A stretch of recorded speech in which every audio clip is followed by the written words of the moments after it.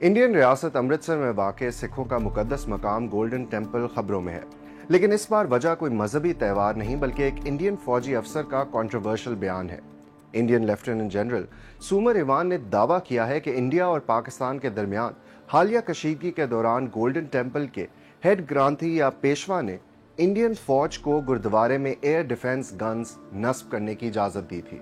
ये कंट्रोवर्सी मजीद संगीन तब हुई जब इंडियन फौज के एक और अफसर मेजर जनरल कार्थिक सेशाद्री ने दावा किया कि पाकिस्तान ने गोल्डन टेम्पल पर ड्रोन्स और मिसाइल फायर किए थे। पाकिस्तान के दफ्तर खारजा ने सख्ती से तरदीद की है और कहा है कि पाकिस्तान ने कभी गोल्डन टेम्पल को निशाना बनाने की कोशिश नहीं की। उनका कहना है कि पाकिस्तान तमाम मज़ाहिब की इबादत गाहों का एहतराम करता है और गोल्डन टेम्पल जैसे मुकद्दस मकाम पर हमला करने का तसव्वुर भी नहीं किया जा सकता।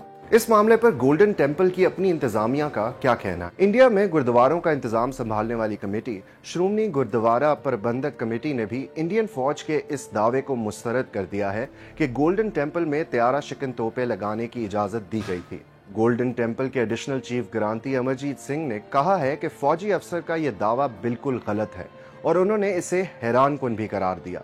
इस सब के बाद इंडियन फौज का वजाहती बयान सामने आया कि गोल्डन टेम्पल के अंदर किसी किस्म की एयर डिफेंस गन्स या सिस्टम नस्ब नहीं किए गए। सिख मजहबी रहनुमा रघबीर सिंह ने कहा है कि गोल्डन टेम्पल में किसी किस्म के खौफ का माहौल नहीं है। अकीदतमंद मुकम्मल सुकून के साथ गोल्डन टेम्पल आ रहे हैं। अगर गोल्डन टेम्पल की तारीख और अहमियत की बात करें तो पंजाब की रियासत में वाक़ ये टेम्पल सिखों के लिए ज़ियारत का अहम मकाम है और इसे 16वीं सदी में चौथे सिख गुरु रामदास ने बनवाया था। बाद में महाराजा रंजीत सिंह ने इसकी तज़ीनो आराइश के लिए 400 किलोग्राम सोना तोहफे में दिया, इसीलिए इसे गोल्डन टेम्पल कहा जाता है। इसके 4 दरवाजे हैं और यहाँ पर हर मजहब और नस्ल से ताल्लुक रखने वाले अफराद को आने की इजाजत है।